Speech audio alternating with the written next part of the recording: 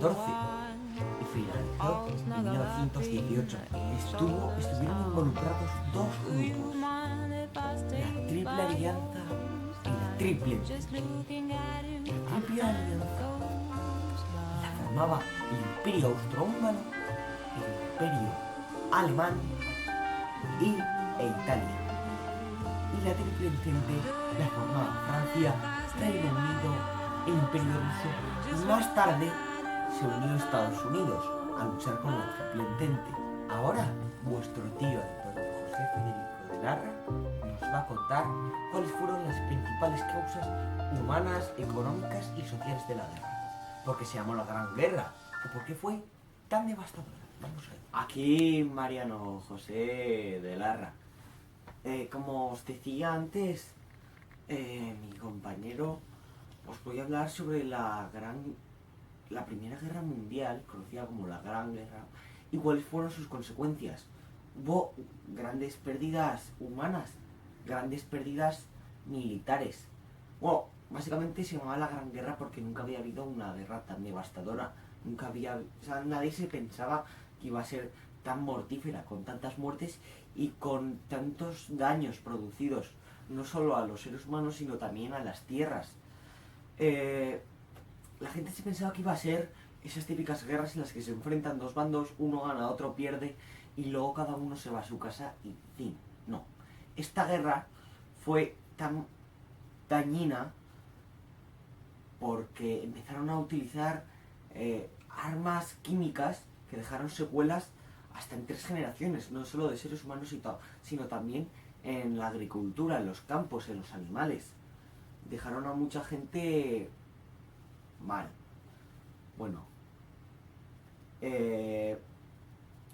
no solamente tuvo pérdidas humanas y de campos y de tal, sino que también hubo una gran crisis social y económica. Hubo un montón de revueltas, la gente pedía comida, pedía explicaciones. Países, por ejemplo, como Rusia estaban cansados ya de tanta guerra y hubo una revolución contra el zar. Y bueno, básicamente es eso. Luego una constitución de las naciones para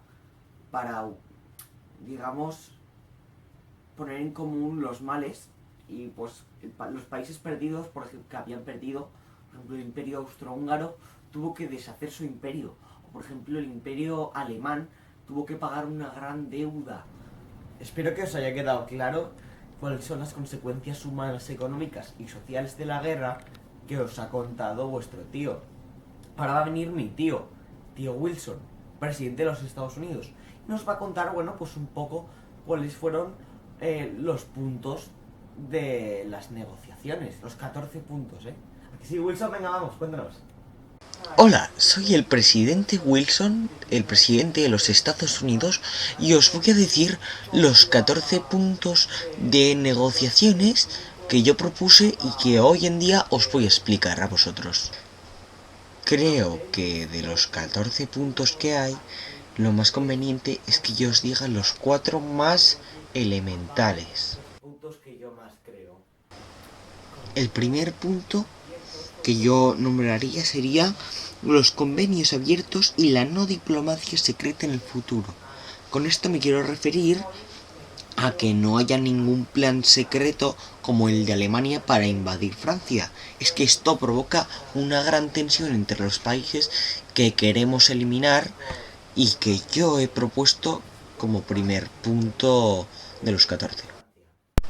El segundo punto que yo nombraría sería la liberación de todo el territorio francés y reparación de los perjuicios causados por Prusia en 1871. Con esto quiero hacer alusión a que, mediante el Tratado de Versalles, que se devolverá Alsacia y Lorena a territorio francés.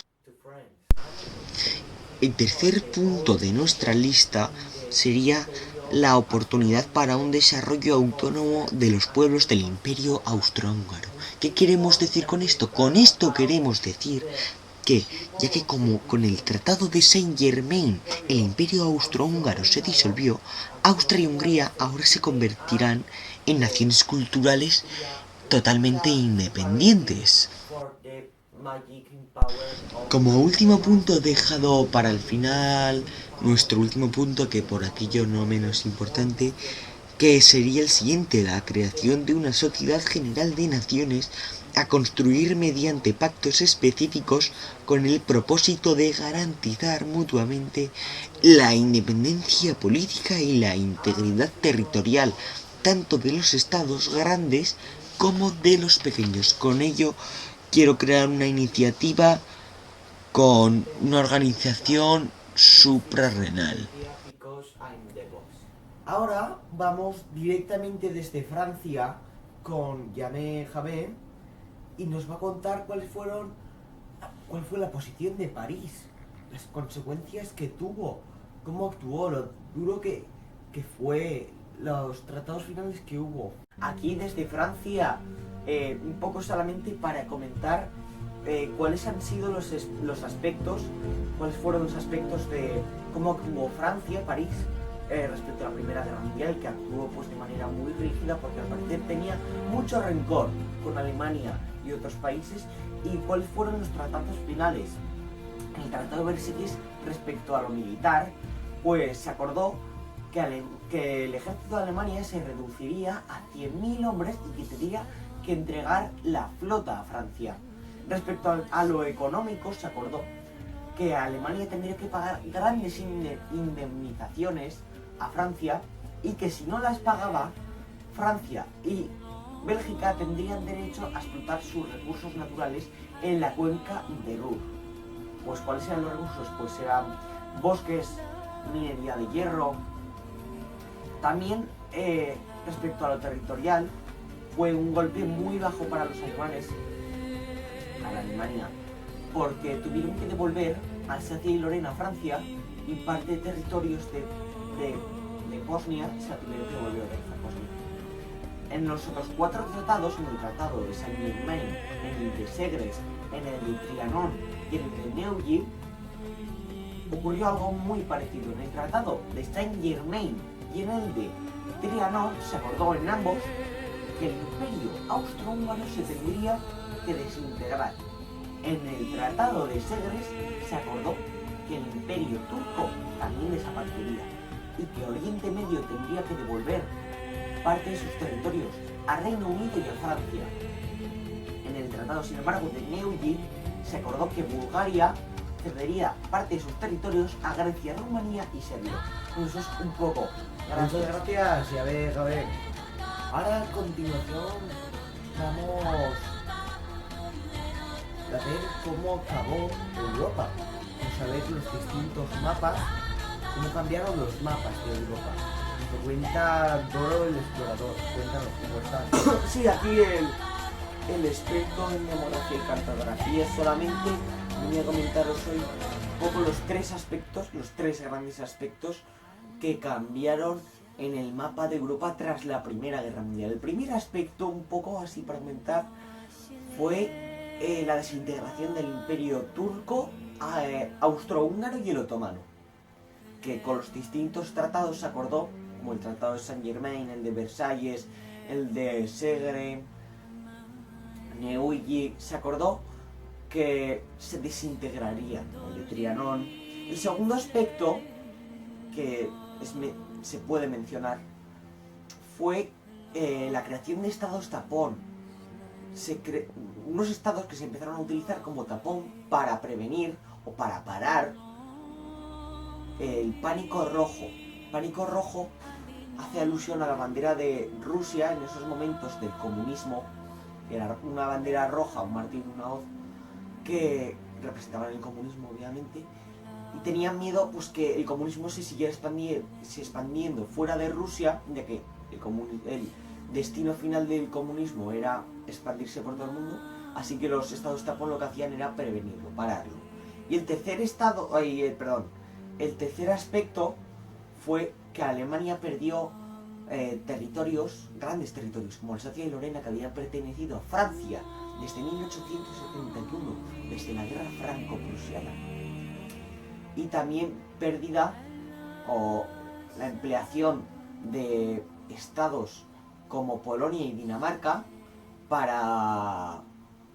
como utilización de estados tapón. Muchas gracias. Como siempre, gracias Doro el explorador. Ahora vamos directamente a Alemania, a ver cómo fue el caso alemán, qué semillas plantó de odio, desesperación y qué es lo que ocurrió en Versalles. Nos lo cuenta directamente desde Alemania nuestro corresponsal en Berlín, Hans-Harm. Directamente desde Alemania voy a comentaros un poco el Tratado de Versalles y cuáles fueron las semillas de futuro conflicto que implantó. El Tratado de Versalles redujo el ejército de Alemania a 100.000 hombres, a 100.000 soldados. Y también Alemania tuvo que entregar su flota a Francia. No solo eso, sino que Alsacia y Lorena también tuvieron que ser entregadas a Francia. Fue un golpe muy duro para Alemania porque era un territorio muy importante y que costó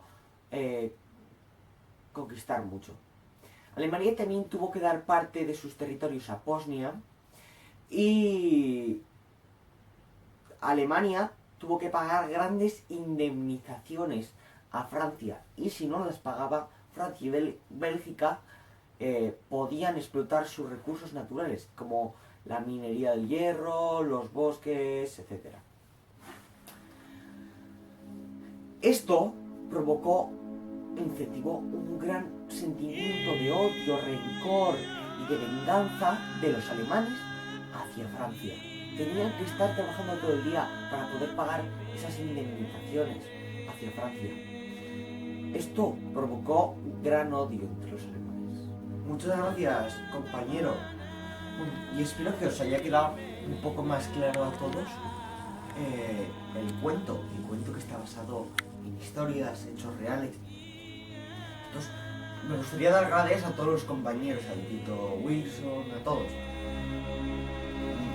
A pesar de que esto es una aberración, una crueldad por parte de todo el mundo, esto ocurre el día de hoy, sigue ocurriendo y el ser humano es el único animal que tropieza en la misma piedra 2 veces, porque nos vio ocurrir la Segunda Guerra Mundial.